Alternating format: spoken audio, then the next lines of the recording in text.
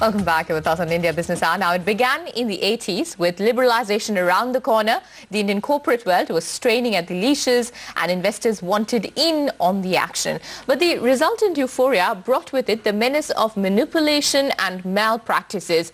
And market regulator SEBI was born. Over the last 25 years, it has played different roles: friend, philosopher, guide, judge, jury and executioner.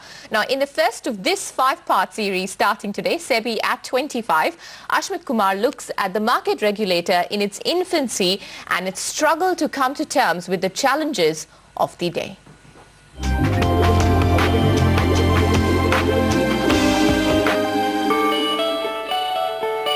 The golden 80s. It was a time of dazzling dreams, of opportunity, of bursting aspiration, of the end of the license Raj, of the birth of capitalist India.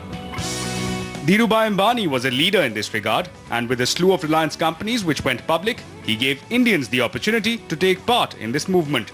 But this rush plagued the primary and the secondary markets with malpractices, and the controller of capital issue, governed by the archaic Capital Issue Control Act of 1947, proved inadequate to rise to the challenge. With Rajiv Gandhi's 6th five-year plan, liberalization received further impetus, and in April 1988, SEBI was born as an independent regulator to nurture the markets, check malpractices and infuse confidence, just like the SIB in the UK or the SEC in the United States. However, it had no statutory powers, only a limited mandate of collecting information, advising the government on stock and capital market issues, and licensing and regulating merchant banks and mutual funds. Though it had no powers to call for information, this sheer creative way of handling basic information, just publishing information, slowly made SEBI a nodal agency for aggregation of investor grievances and publication of grievances received and grievances redressed. This changed in January of 1992 when the Narasimha Rao government, with Manmohan Singh as finance minister, brought out an ordinance giving SEBI the powers and the authority to check insider trading and regulate substantial acquisition of shares and takeovers. On the 4th of April that year, this ordinance was replaced by the Securities and Exchange Board of India Act. This gave SEBI statutory powers and the mandate of investor protection, market development and regulation of securities markets.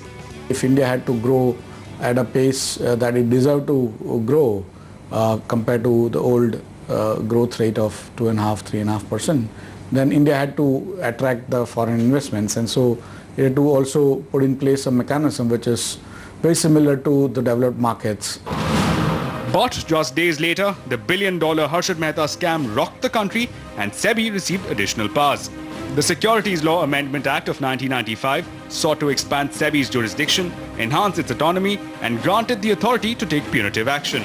This put FIIs, credit rating agencies, venture capitalists and depositories on SEBI's radar. A legacy handicap vis-à-vis limited powers over the issuers of security was also rectified, with SEBI being allowed to levy monetary penalties. And for aggrieved parties to appeal SEBI's orders, the Securities Appellate Tribunal was born. These developments marked the beginning of a tumultuous journey that would test the credentials of the regulatory framework.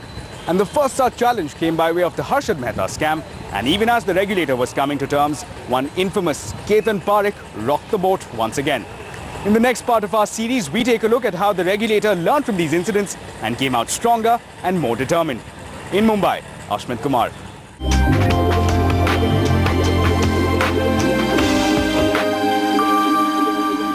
First of our 5-part series as